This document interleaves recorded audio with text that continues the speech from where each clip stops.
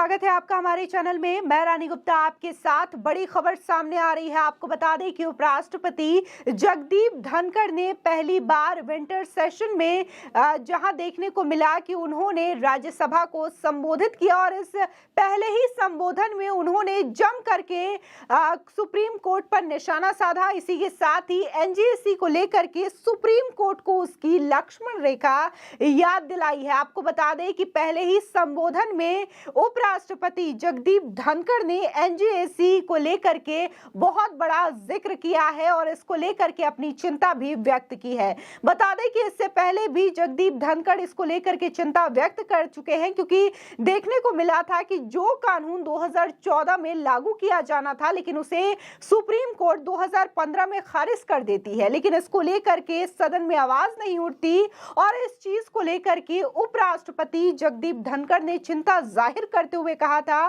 कि ये जो बात है वो सुप्रीम कोर्ट के द्वारा खारिज कर दी जाती है 2015 में, लेकिन इसको लेकर के 2016-17 तक के सदन में आवाज नहीं उठी। लेकिन मैं इसको लेकर के काफी ज्यादा चिंतित हूं और काफी ज्यादा मुझे हैरानी हुई कि आखिर ये बात को सदन में उठाया क्यों नहीं। आपको बता दें, राज्यसभा के सभापति जगदीप धनखड़ ने संसद में पारित राष्ट्रीय न्यायिक आयोग यानी कि एनजीएसी कानून को सुप्रीम कोर्ट की ओर से खारिज किए जाने पर गहरी चिंता जताई है। इसके साथ ही उन्होंने कहा कि यह संसदीय संप्रभुता से गंभीर समझौता और उस जनादेश का असम्मान है जिसके संरक्षक उच्च सदन एवं लोकसभा है। धनखड़ ने सभापति के रूप में राज्यसभा की कार्यवाही का संचालन करते हुए अपने पहले संबोधन में बुधवार को एनजीएसी के संबंध में सुप्रीम कोर्ट के फैसले का जिक्र किया। आपको बता दें कि उन्होंने कहा कि लोकतांत्रिक इतिहास में ऐसी कोई मिसाल नहीं मिलती जहां नियमबद्ध ढंग से किए गए संवैधानिक उपाय को इस प्रकार न्यायिक ढंग से प्रभावी कर दिया गया हो। आपको बता दें कि सदन के दोनों सदनों में 2014 के अगस्त महीने में एनजीएसी के प्रावधान वाला 99 संविधान संशोधन सर्वसम्मति से पारित किया गया था।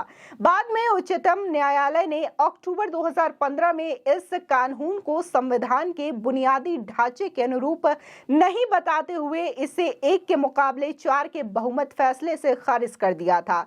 जगदीप धनखड़ ने कहा कि लोकसभा के साथ ये सदन लोगों का संरक्षक होने के कारण मुद्दे पर ध्यान देने के लिए दायित्व से बंधा हुआ है और मैं निश्चित ही इसे करूंगा। साथ ही उन्होंने कहा कि उच्च संवैधानिक पदों पर बैठे लोगों को अपने आचरण में गरिमा एवं शुचिता के उच्च मानकों को कायम करना चाहिए। साथ ही उन्होंने सदस्यों से लक्ष्मण रेखा का सम्मान करने वाला माहौल तैयार करने के लिए काम करने का भी आह्वान किया है। आपको बता दें कि इससे पहले भी उपसभापति हरिवंश, प्रधानमंत्री नरेंद्र मोदी, सदन के नेता पीयूष गोयल, नेता प्रतिपक्ष मल्लिकार्जुन खड़गे और विभिन्न दलों के नेताओं ने जगदीप धनखड़ का स्वागत करते हुए पहली बार सदन की कार्यवाही का संचालन करने के लिए उन्हें बधाई दी है। बता दें कि शीतकालीन सत्र के पहले दिन धनखड़ ने संसद भवन परिसर पहुंचने पर राज्यसभा में सदन के नेता पीयूष गोयल,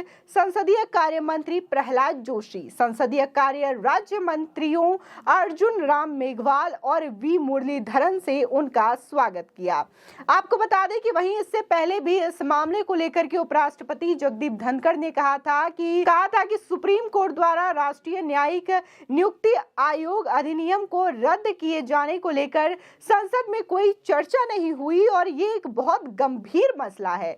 बता दें कि धनखड़ ने यह भी कहा था कि संसद द्वारा पारित एक कानून जो कि लोगों की इच्छा को दर्शाता है उसे सुप्रीम कोर्ट के द्वारा रद्द कर दिया गया और दुनिया को ऐसे किसी भी कदम के बारे में कोई जानकारी नहीं है। आपको बता दें कि उपराष्ट्रपति ने संविधान के प्रावधानों का हवाला देते हुए यह भी कहा कि जब कानून से संबंधित कोई बड़ा सवाल हो तो अदालतें भी इस मुद्दे पर गौर फरमा सकती है। आपको बता दें कि सुप्रीम कोर्ट ने नेशनल जुडिशियल अपॉइंटमेंट कमीशन यानी कि एनजीएसी को असंवैधानिक घोषित करते हुए इसे खारिज कर दिया था 2015 में। सुप्रीम कोर्ट ने एनजीएसी अधिनियम को चुनौती देने वाली याचिका को एक वृहद पीठ के पास भेजने की केंद्र की अपील को खारिज कर दी थी। वहीं शीर्ष कोर्ट ने अपनी टिप्पणी टिप्पणी में कहा था कि हाई कोर्ट और हाई कोर्ट के जजों की नियुक्ति की प्रणाली 99 संविधान संशोधन से पहले ही संविधान में मौजूद है। तो वहीं हाई कोर्ट ने एनजेएसी को लाने के लिए 99 संवैधानिक संशोधन को असंवैधानिक एवं निरस्त घोषित किया। बता दें कि एससी ने हायर जुडिशरी में जजों के अपॉइंटमेंट के 2 दशक से ज्यादा पुराने कॉलेजियम सिस्टम को खत्म करके उसकी जगह संविधान में 99 संशोधन करके एनजेएसी को शामिल किया गया था। इसकी वैलिडिटी को चुनौती देती पिटीशन पर सुप्रीम कोर्ट की कॉन्स्टिट्यूशनल बेंच ने शुक्रवार को ये फैसला सुनाया था। इसके बाद से ही इसको लेकर के तमाम नेताओं के बयान भी सामने आए। आपको बता दें कि एनजेएसी अगर लागू होता है तो इससे जजों के अपॉइंटमेंट में सरकार भी अपनी भूमिका निभाती नजर आती है। एनजेएसी में चीफ जस्टिस, सुप्रीम कोर्ट के 2 सीनियर मोस्ट जज, केंद्रीय कानून मंत्री के अलावा 2 जानकार लोगों को भी शामिल करने का प्रावधान है। वहीं पुराने कॉलेजियम सिस्टम में 5 जजों का पैनल ये अपॉइंटमेंट करता था।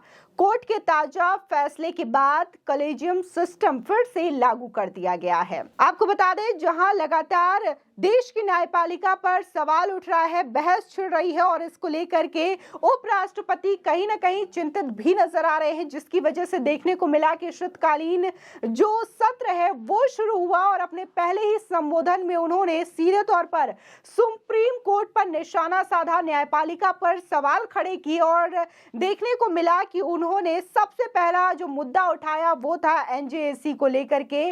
और जिस तरीके से उन्होंने चिंता व्यक्त की है, हालांकि इसको लेकर के वो पहले भी बोलते हुए नजर आए, लेकिन इस वक्त अब वो राज्यसभा में मौजूद हैं और ऐसे में ये बड़ी भूमिका हो जाती है एनजेएसी कानून पर बोलते हुए। और एनजेएसी को लेकर के जो जिक्र किया है उपराष्ट्रपति ने, तो इसको लेकर के क्या नया बदलाव आता हुआ दिखेगा, क्या सरकार इसको लागू करने के मूड में दिखाई दे रही है, ये आने वाला वक्त बताएगा। फिलहाल आपकी इस खबर पर क्या राय है हमारे कमेंट सेक्शन में जरूर बताएं। आगे की और भी अपडेट के लिए चैनल को सब्सक्राइब करना ना भूलें।